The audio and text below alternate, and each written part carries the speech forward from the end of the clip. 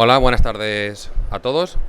Volvemos en esta ponencia. Esta vez no estoy aquí para introduciros a otra sesión, sino que esta vez para protagonizarla junto a mi admirada Lorena Estrus Martínez, que es técnica de prevención de riesgos laborales, calidad e innovación en el Ayuntamiento de Denia. Y yo, que soy, esta vez sí que me presento, Álvaro Serrano Ruiz, coordinador de ICIP, y que vamos a hablar de una temática que yo considero que es, o que consideramos, mejor dicho, que es fundamental, que es la experiencia de empleado aplicado a la gestión pública. Ahora paso ya a este micrófono. Me gustaría hacer una pregunta. ¿Se escucha o...? Vale, bien. Me gustaría haceros una pregunta. ¿Alguien sabe qué es la experiencia de empleado? Como metodología, como herramienta. ¿Alguna persona que quiera intervenir a viva voz? Nadie. Silencio, silencio. ¿Hay una persona haciendo gestos? A ver, ¿puedes hablar? Perfectísimo. Efectivamente. Efectivamente. Es una metodología que nace sobre todo de las tecnológicas, que es la experiencia de cliente, en la que se trataba de poner y de entender las percepciones, los gustos, las preferencias, las conductas de los clientes para adaptar a ellos los productos y servicios. Y en este caso se ha descubierto que eso mismo también se puede aplicar a los empleados. Es decir, es una metodología que lo que trata es de aplicar con criterio, con procedimientos y con herramientas la máxima que todos hemos dicho muchas veces, que los recursos humanos son los recursos más importantes de la organización. Máxima que estoy seguro que todos lo hemos escuchado en congresos, pero que luego en el día a día, ¿cuántas veces realmente se aplican?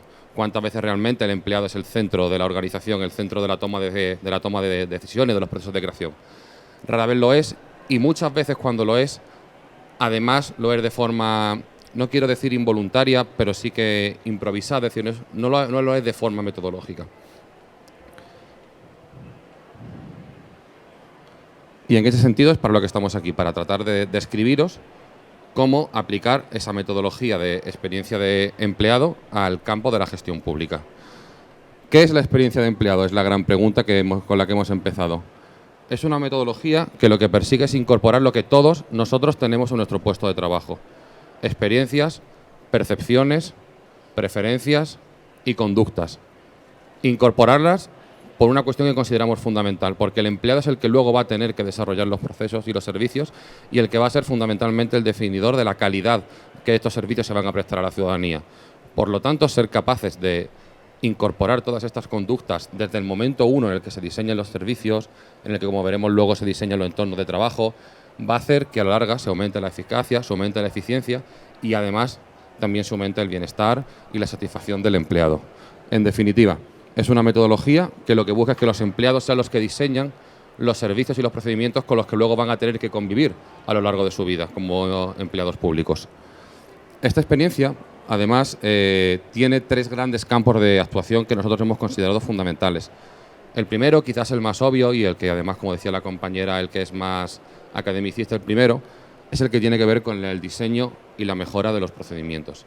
El que tiene que ver con que si un empleado va a tener que pasar los siguientes 5 años de su vida haciendo un trámite, que cuando ese trámite se está diseñando se incorporen las opiniones de ese empleado, se incorpore la experiencia de ese empleado que sabe y que conoce al ciudadano, que sabe los trucos, que sabe las claves, que sabe cómo es su ecosistema social, cómo son sus compañeros, y que se incorporen y que no se creen procesos que son ajenos a la realidad en la que se aplican. Es decir, usemos todo el conocimiento que no está formalizado, que tienen todos los empleados, porque todo empleado tiene conocimiento, para que el diseño sea lo más ad hoc a la realidad en la que se va a tener que desplegar. Otro de los campos, además también fundamental, es el de la mejora de los entornos de trabajo. Yo no sé vosotros, pero mi entorno de trabajo no está diseñado en base a cómo a mí me gustaría que fuera. Ni a nivel de infraestructuras, ni a nivel muchas veces de ambiente de trabajo. ¿Por qué es esto? ¿Por qué trabajamos en entornos que muchas veces son hostiles y en el mejor de los casos son ajenos a nuestras preferencias, a nuestras conductas? ¿Por qué no tenemos, por ejemplo, infraestructuras que permitan cuestiones como la innovación, como la gamificación, como luego va a hablar Lorena, el bienestar en el puesto de trabajo? ¿Por qué son únicamente un recinto en el que colocarnos más o menos de forma ordenada y en el que poder llevar más o menos a cabo nuestro trabajo? Y luego la última es la gestión del ciclo de vida del personal. Pensar que un empleado es una variable uniforme a lo largo de los 35 años que ocupan de media en un cargo público es no entender cómo funcionan las personas. No es lo mismo como hay que afrontar un primer momento, lo que dicen los ingleses de onboarding, aunque no me gusta mucho el anglicismo, es decir, el momento en el que entras a una organización es muy diferente de lo que tú demandas como empleado. Demandas posiblemente una formación de carácter mucho más técnico, demandas también además una formación de tus compañeros de trabajo, de expertise, que te cuenten cómo es la realidad, que tú solo conoces por teoría y que te cuenten esas claves de gestión que todos los puestos de trabajo tienen. Y tampoco es lo mismo cuando llevas 10 años en el mismo puesto de trabajo y a lo mejor quieres cambiar. Y a lo mejor te gustaría promocionar, o te gustaría cambiar de área, o te gustaría estar en trabajos más innovadores. Entonces, la gestión del ciclo de vida del empleado lo que trata es de que se adecuen los procesos y las oportunidades que los empleados públicos tienen también a sus preferencias, porque no nos olvidemos que la motivación es una de las variables que más definen la productividad de un empleado y que por lo tanto más van a definir la calidad del servicio. Creo que en pocas administraciones y pocas organizaciones se pueden permitir tener a empleados desmotivados o empleados que no sacan el 100% de su partida. Obviamente el 100% es una quimera, pero sí que se pueden hacer cosas para lograr que se mejore y para lograr que se adecuen las posibilidades formativas de desarrollo de carrera profesional a los intereses que pueda llegar a tener un empleado. Y también fundamental para cuando se van. Gestionemos la experiencia de empleado en la salida de los empleados públicos en un contexto además de mucha jubilación, de mucho relevo generacional, en el que se va a perder mucho conocimiento y en el que ese empleado que entra necesita aprender de ese empleado que se va. Es decir, son muchos los desafíos que tienen que ver con la gestión del ciclo de vida del empleado y esta metodología es lo que trata de conseguir. ¿Por qué aplicar esta metodología? Las metodologías son herramientas y punto, no tienen que existir por sí mismas. Las metodologías tienen que valer para un fin concreto, como hemos dicho antes, mejorar los servicios, el entorno de trabajo, pero no tenemos que usar estas herramientas porque ahora estén de moda o porque lo diga la empresa de turno o el gurú de turno, no. Hay que usarlas si son eficaces en un contexto determinado. Desde nuestra experiencia, consideramos que el uso de estas metodologías afectan positivamente en 3 grandes áreas. La primera de ellas son los beneficios relacionados con la implicación del personal. Un empleado que se siente importante, que se siente empoderado y partícipe de la organización va a estar generalmente mucho más satisfecho de formar parte de ella. Se va a sentir parte, no va a sentir que es un elemento ajeno al lugar en el que lleva trabajando 20 años, sino que va a ser casi un embajador de su propia organización y sobre todo se va a identificar con su tarea. Yo no sé vosotros, pero conozco mucha gente que no está identificada con su tarea en el día a día, que se sienten parte de un engranaje, de una cadena gigante, pero que no saben cuáles son las resonancias reales de su trabajo. Identificarte con tu tarea es un factor fundamental de la motivación. También los beneficios para la organización lógicos, eficacia y eficiencia de los servicios por un empleado más motivado y por unos procesos y servicios mejor diseñados por contar con esa expertise. Y también fundamental, captar, fomentar y retener el talento. Yo no sé si yo seré muy raro, pero si me dan a elegir entre una organización que cuida a los empleados, que tiene un entorno de trabajo, no voy a decir agradable, pero sí motivador para acudir en el día a día y unos procesos de los que yo me siento parte, si tengo que decidir entre a qué organización acudo o no acudo, la respuesta es bastante clara. Y creo que la fuga de talento que se está produciendo en muchas organizaciones muchas veces viene por tener procesos que son alineantes, por tener entornos de trabajo que lesionan cuestiones como la innovación, como la mejora, y es realmente uno de los campos en los que más hay que trabajar. Y también beneficios para la ciudadanía, por la lógica calidad de los servicios, pero también por la sostenibilidad de los mismos. No sé si compartiréis mi opinión de que muchos servicios se sostienen por una carga de trabajo desmesurada sobre ciertas personas y sobre cierto equipo de trabajo que cada vez están más saturados.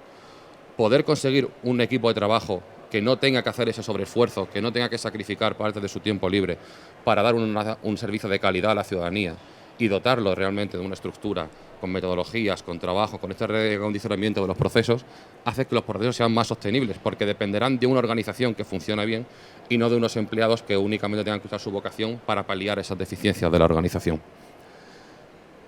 Hablando un poco de por qué hay que aplicarla, vamos a hablar de las herramientas. Las herramientas que tiene son básicas. Primero tenemos que conocer quiénes son las personas que forman la organización. Y conocer no es hacer un check demográfico como se hacía en los 90 diciendo edad, nivel de puesto y lugar geográfico. No es conocer las conductas y las personas que la conforman, con una segmentación del empleado que refleje cuestiones conductuales, como por ejemplo pueden ser cuáles son las motivaciones y miedos que esa persona tiene en su puesto de trabajo. ¿Es una persona que acaba de entrar y que tiene miedo a no sentirse parte, a no poder estar a la altura de compañeros con más experiencia? O a lo mejor es un chico joven que viene motivado porque quiere cambiar. Tenemos que entender cuáles son las conductas de su empleado, por ejemplo, para saber qué tipo de formaciones tenemos que diseñar durante estos procesos de onboarding, como por ejemplo para saber si podemos permitirnos hacer cuestiones, por ejemplo, en los procesos que tengan más de innovación, más de gamificación, o a lo mejor tenemos que empezar más tranquilo para reducir esa incertidumbre que muchas veces tienen. Entender cuáles son los patrones de conducta. Todos no somos iguales, no es lo mismo una persona que ya tenga a sus hijos criados y emancipados que una persona que acabe de tener un hijo. Yo, os voy a poner un ejemplo, yo tengo 29 años y mi mejor... No, te voy a comparar con mi mejor amigo. Yo tengo 29 años, soy de Málaga, estudié una carrera universitaria, demográficamente soy igual que mi mejor amigo. Mi mejor amigo se acaba de casar y tiene un hijo. Sus conductas en el día a día, sus prioridades, sus necesidades en términos de conciliación, en términos de teletrabajo, son completamente diferentes a las mías. Entonces, si diseñamos productos, servicios y entornos de forma unilateral para únicamente un tipo de empleado, un tipo de persona, estaremos dejando o descartando a ciertos perfiles de empleado que pueden y que deben de formar parte de estas metodologías. Además, entender el storytelling, cuestiones como las competencias sociales, las competencias técnicas, emocionales. No es lo mismo un empleado que tenga don de gentes, que sea experto en la organización, que conozca a todo el mundo, que conozca a la ciudadanía, que a lo mejor una persona que tiene unos conocimientos más técnicos, pero que le cuestan más todas estas pautas más sociales. No es lo mismo el tipo de puestos, el tipo de roles que le tenemos que dar en los... Eso no es experiencia de empleado, ¿eh? Eso ahí se ha caído alguien. Entonces, no es lo mismo cómo tenemos que diseñar un puesto de trabajo para una persona. Y no es lo mismo las funciones y los roles que les tenemos que dar en ese equipo a una persona que tenga capacidades de liderazgo que a lo mejor una persona que solo busque un trabajo técnico. Tenemos que hacer esa adecuación. En ese sentido, aquí os pongo un ejemplo de lo que llamamos una herramienta que es el Employee Persona. En este caso está basada en un proceso de digitalización que estaba viviendo. Y es, esta persona, ¿quién es? Es directivo de la organización. ¿Y cuáles son sus motivaciones en este proceso de cambio digital? ¿Fundamentalmente económicas o de carrera profesional? ¿Busca el reconocimiento social o por el contrario es una persona que lo que busca es superarse a sí misma? Todos este tipo de patrones son los que van a definir cómo tenemos que, por ejemplo, qué rol le tenemos que dar, cómo tenemos que formarla, la importancia que puede tener en este caso en un proceso de digitalización, pero también cuestiones como cuáles son sus miedos al cambio, cómo tenemos que trabajar la motivación con el empleado, como en este caso era una persona que se sentía que podía no estar a la altura de las expectativas, que tenía dudas sobre el impacto que ese proceso de transformación digital iba a tener en su puesto de trabajo. A lo mejor si detectamos estos miedos desde el inicio, podemos trabajar con cuestiones pedagógicas, cuestiones motivadoras, divulgadoras, etcétera. Lo mismo, no es lo mismo una persona con habilidades personales o capacidades técnicas o habilidades digitales que una persona que a lo mejor pues ya tiene una mayor edad y que le cuesta mucho más pues entrar en ciertas cuestiones. Entonces, entendamos los diferentes arquetipos de empleado que hay en la organización y adaptemos los procesos para cada uno de ellos. Otra de las cuestiones, una vez que tenemos y que entendemos los diferentes perfiles de empleado que hay en una organización, que hay en un equipo, es hacer su viaje del empleado. En este caso, para que veáis otro ejemplo de cómo se aplicó, es el viaje del empleado público en el momento de entrada a lo largo de su ciclo de vida del empleado. ¿Cómo lo trabajaríamos? Comenzamos un momento previo a la organización, por ejemplo, un proceso de onboarding, que venga 2 o 3 días antes de empezar a conocer a su equipo de trabajo, luego que empieza a integrarse en el equipo, a lo mejor hacer algunas dinámicas sociales para romper ese primer miedo a encajar o no encajar, empezar a que desarrolle autosuficiencia, que pueda ser el mismo funcional por sí mismo y no dependa tanto de a lo mejor de algún tutor o de algún compañero que le saque siempre estas castañas del fuego. Y luego también el término de su vida laboral, el término de su desarrollo y cómo se trabaja, entendiendo que cada etapa del ciclo de vida del empleado pues tiene unos objetivos, tiene unas motivaciones y también tiene un miedo, una resistencia al cambio que tenemos que entender. Una vez que sabemos, como decíamos, los diferentes perfiles de empleado y cómo es el viaje de cada uno de estos perfiles, toca trabajar, toca generar esa mejora, toca generar soluciones de mejora, como se haría con cualquier otro proceso. Esto simplemente es una herramienta que te dota de más información para la toma de decisiones. Toca evaluar y toca medir que si se ha conseguido o no mejorar la experiencia del empleado. ¿Cómo lo hacemos? Por supuesto, no solamente mirando el grado de cumplimiento. Tenemos que mirar cuestiones que sean conductuales. Cuestiones como, por ejemplo, si estamos revisando un proceso, ¿Por qué no le preguntamos al empleado cuál era el índice de esfuerzo que tenía que hacer con ese proceso antes de una solución de mejora que haya habido y cuál es el índice de esfuerzo que él percibe después? A lo mejor tenemos que preguntarle cuál es su implicación con la tarea. ¿Te sientes motivado? ¿Te sientes partícipe de la organización? ¿O únicamente vas a cumplir un trámite, a que te paguen a final de mes e irte? Son cuestiones muy diferentes y que nos van a medir, digamos, el clima y cómo tenemos que pulsar a los diferentes perfiles de empleado para saber cómo darle solución y adecuarlas a las necesidades que nosotros como organización realmente tenemos. O cuestiones como el bienestar laboral, del que os va a hablar ahora Lorena, que creo que es fundamental. No se pone suficiente hincapié en ¿tú estás realmente a gusto en tu puesto de trabajo? ¿Tú, para ti, ir a tu puesto de trabajo en el día a día te supone una cuestión tediosa, una cuestión árida? ¿O por el contrario vas motivado porque tienes un ambiente laboral que te es propicio, porque tienes unas instalaciones que son propicias, etcétera? Entonces, en definitiva, entendamos los diferentes perfiles de empleo que conviven en una organización o en un departamento, analicemos cómo estos empleados viajan a lo largo de su vida laboral o a lo largo de un proceso para poder lograr soluciones de mejora y, por último, evaluemos las conductas y evaluemos el impacto que estas soluciones de medida han tenido, no únicamente viendo si hemos conseguido o no lo planificado, sino el impacto real que ha generado en las percepciones de los empleados. Es un poco la metodología de forma muy rápida, esto lo tendréis además disponible luego, y ahora toca pasar a la realidad, es decir, esta parte es teórica, pero para que veáis que esto no es únicamente una herramienta más o menos bonita, sino que se aplica y que genera impacto en administraciones reales como las vuestras.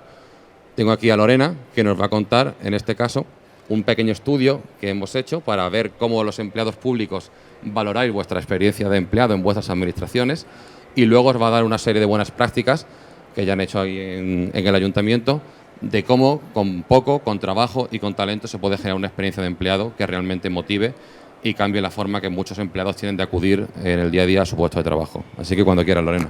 Gracias, Álvaro.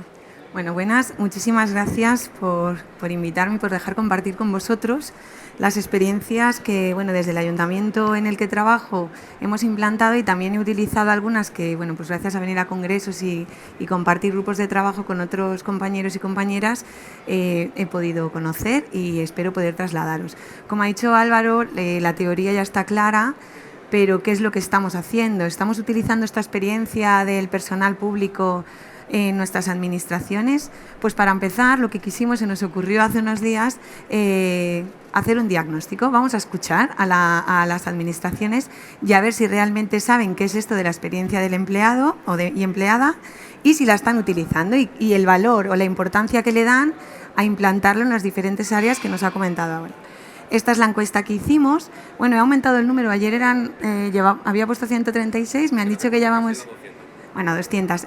Pasaremos los resultados más adelante con alguna... Bueno, ya veremos cómo os los trasladamos. Pero de momento, por dar una pincelada y saber qué situación real es la que tenemos ahora mismo, pues de 186 respuestas, como siempre, las mujeres somos más activas a la hora de participar en este tipo de actividades. Los datos que hemos recogido, la mayor parte son de personas que están en la administración local. La mayor parte son del grupo A1, también del grupo A2, y la edad comprendida de las personas que más han participado es de 45 a 65 años. Hemos preguntado en qué grado nos gusta. Sé que los datos no se ven muy bien, pero es que la encuesta, bueno, como eran diferentes datos no los podíamos plasmar en una misma diapositiva. ¿En qué grado de importancia le damos nosotros a la hora de aplicar la experiencia del empleado y la empleada pública en el diseño y mejora de los servicios, teniendo en cuenta, pues, en la carga de trabajo, mejora de la calidad, eficiencia, identificar problemas? Aquí todos hemos dicho que es muy importante. O sea, todos hemos votado el número 5. Es súper importante y lo vemos muy necesario. Volvemos a ver muy, muy importante tener en cuenta la experiencia de nuestro personal, escuchar su voz, sus inquietudes, sus necesidades a la hora de diseñar el entorno laboral, nuestro bienestar. Es muy importante tanto para el bienestar, para mejorar la calidad del servicio, fomentar la colaboración y el trabajo en equipo, aprendizaje, impulsar la creatividad y la innovación. Todos tenemos clarísimo que tenemos que escuchar y tenemos que tener en cuenta las emociones, no solo los conocimientos, que ayer ya lo hablábamos, a la hora de diseñar estos entornos. Y también todos opinamos que es muy importante que valoremos la experiencia del empleado en nuestro ciclo de vida, tanto en el inicio, en el desarrollo, en la madurez y en la salida. Pero cuando la pregunta cambia y vamos a ¿tú crees que tu organización se esfuerza en conocer tus necesidades, en conocer las expectativas que tú como persona en la entidad tienes? ¿Qué pasa? Que la balanza hace ¡boom! Y se nos va. No al 1, tengo que decir que hicimos una encuesta similar en el 2020 como diagnóstico de la situación del clima laboral y estaba todo por el 1 y el 2. Entonces me ha alegrado al ver que ahora estamos en el 3, no estamos tan mal. Pero bueno, como veis, en el 5 hemos pasado de un 60 a un 8, a un 5. En temas de flexibilidad y de aprendizaje no estamos tan mal, pero no estamos donde deberíamos de estar. Anoche hablábamos, Álvaro y yo, ¿qué conclusión saco yo así inicialmente? Porque estos datos ya los trabajaremos. Si han contestado un 60% del nivel A1, que yo creo que somos las personas que tenemos más capacidad de liderazgo organizacional para impulsar este tipo de acciones, ¿por qué luego no las implantamos, ¿no? Todos creemos que es importante, pero no lo hacemos. Entonces, como ha dicho Álvaro, yo me gustaría, bueno, esta es la última pregunta, que estamos en el nivel, ¿cómo nos sentimos a nivel general? Estamos en ahí en medio, ¿vale? Un 3, hemos valorado en el nivel 3. Vale, pues lo que quería hacer, me gustaría explicaros hoy, es que realmente sí que podemos hacer cosas, que no necesitamos un gran presupuesto, ni necesitamos una gran organización, ni un gran plan para poder aplicar la experiencia del personal público a la gestión pública. Voy a empezar con el ciclo de vida del empleado. Estas conversaciones lo he hablado con muchos de vosotros que estáis aquí. ¿Cómo hemos aplicado la experiencia del personal en el ciclo de vida en mi ayuntamiento? Vale, pues lo hemos dividido en 5 etapas, muy parecidas a las que ha comentado Álvaro. En la inicial, a ver, aquí me gustaría que se pudiera abrir el primer icono, si me ayudáis. No. Es darle al puntito donde pone Open, ahí que hace... Donde pone Open hay un... Mirad, voy a bajar, perdonad. Aquí, es que no sé con el... ¿Cómo darle? Vale. Bueno, pues este es el proyecto que hemos implantado en el Ayuntamiento de Denia, que quedó finalista el año pasado en Novagov. Es la ciudadanía al talento público del mañana. Es un proyecto que tiene 5 líneas de actuación que están actuando como tractor del cambio en la empresa, ¿vale? La primera línea de acción que tenemos se llama atracción del talento público. Ya no digo joven, simplemente atracción del talento público. ¿Qué estamos haciendo allí? Jornadas de puertas abiertas. Esto, por ejemplo, es un conversatorio que hubo en la UNED y nos invitaron. Y fuimos a explicar a los jóvenes y a las jóvenes que podían venir a trabajar al ayuntamiento, que no es tan difícil acceder, que tenemos puestos en los que se pueden sentir valorados, que pueden crecer, que no somos la típica burocracia. Romper esos estereotipos y que conozcan todos los servicios. Yo creo que nos ven encajados simplemente en un edificio, que conozcan que estamos en fondos, que tenemos proyectos muy chulos e innovadores y que vengan, que se abran. También hemos apostado por un gestor en el que de Convoca de Savia, en el que se hace mucho más atractivo y más ágil a la hora de poder inscribirse, que puedan ver, está la información actualizada continuamente. Hemos reducido el número de llamadas brutalmente porque cuando tú entras a ver qué plazas o qué convocatorias hay abiertas, se ve de una forma muy fácil. Bueno, al final lo que hemos hecho ha sido allanar el camino para que la gente que quiera acceder a la entidad nos vea más atractivos. A ver, ahora cómo me lo puedes cerrar, por favor. Esto no habíamos contado. Y ahora sería darle al siguiente. Vale, pasamos. Ya tenemos a la gente, al personal dentro de nuestra organización. ¿Qué hacemos? Pues hemos creado tenemos unas sesiones de bienvenida. ¿Qué nos diferencia? No es un manual que yo le doy al trabajador cuando entra. Estos son unas sesiones que abarcan un nivel de 360 grados, porque además de dar una bienvenida inicial para que conozcan la cultura organizativa, también les hablamos de las herramientas tecnológicas que tenemos en diferentes sesiones. Hablamos del bienestar laboral y de la cultura preventiva, hablamos de la integridad. Tenemos otro módulo de aplicaciones y el puesto de trabajo ya es más específico, le dedicamos, o sea, se tira una semana esa persona nueva yendo a jornadas formativas. Además de conocer la cultura, de conocer las herramientas, ¿qué conseguimos ahí? Que las personas nuevas se conozcan y vayan creando un ciclo y un entorno que ellos ya, al menos ya tienen a alguien a quien llamar si tienen un problema en el departamento porque lo he conocido en la sesión de bienvenida. Y luego, aparte, ¿qué hemos conseguido? Esas sesiones no las da nadie de fuera, las da personal de la casa, que nosotros les hemos preguntado al principio de año, ¿quién quiere participar dando la bienvenida al personal? ¿Quién se quiere ofrecer para dar esos cursos? ¿Qué pasa? Que aumentamos el sentido de pertenencia y el crecimiento profesional de nuestros empleados, porque se sienten parte del proyecto. Vale, ya hemos... por favor. Ya estamos dentro, ya nos hemos ubicado. Uy.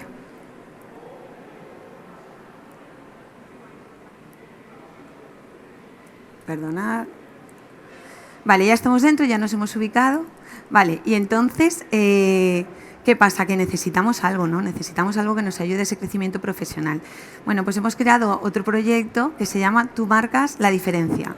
Este proyecto es un proyecto que da una productividad a todas las iniciativas que tiene el personal. Iniciativas como transferencia del conocimiento, como participar en estas sesiones de bienvenida, relevo generacional. Ya que hago el esfuerzo de ayudar a la persona que va a ocupar mi puesto, pues vamos a premiarlo, vamos a ayudarlo a que sea más atractivo. ¿Vale? Todo ese programa está regulado, no son productividades a dedo, como lo hablaba esta mañana con Ismael. Es un proyecto que tú marcas la diferencia, pero está arreglada. Todos los campos a los que premiamos a los trabajadores y la gente se puede apuntar, se puede inscribir y quien quiere pues participa en cualquiera de los proyectos. Vale, perdona, vale. La madurez. Este proyecto lo estamos trabajando ahora, que es la evaluación del rendimiento. Objetivos en construcción. Queremos premiar cuando una persona ya, si somos a uno y ya no tenemos más capacidad de mejorar verticalmente, tenemos que dar la posibilidad de que mejoren horizontalmente. Y lo estamos haciendo, bueno, hemos empezado con la evaluación del rendimiento y vamos a continuar con la evaluación del desempeño. Sabéis que al final... está muy bien que trabajamos todos mucho, pero tenemos que demostrarlo también. Vale, y en la salida, en el abandono, esta es la parte, bueno, la parte más importante, y aquí es la que Álvaro ha dicho, que bueno, este también fue un premio finalista, pero eso aquí en el CENIS, en el 2019, no ha parado, seguimos trabajando en ello y es un plan de hábitos saludables que abarca 4 áreas. Las áreas es salud física, salud mental, salud organizacional y igualdad y diversidad. En todas esas áreas tratamos de cuidar al empleado y a la empleada pública en todos los niveles que le pueden afectar a la hora de desarrollar su trabajo de una forma saludable. Este proyecto, si quisiera hablar de él, me podría tirar toda la mañana. Si queréis saber más, bueno, pues podéis contactar conmigo. Pero sí que es verdad que dentro del proyecto entra una parte importante, es la madurez del trabajador, cómo lo cuidamos para que cuando abandone la empresa no se sienta pues solo o como hacen muchos que se van y parece que no hayan aportado nada a la organización.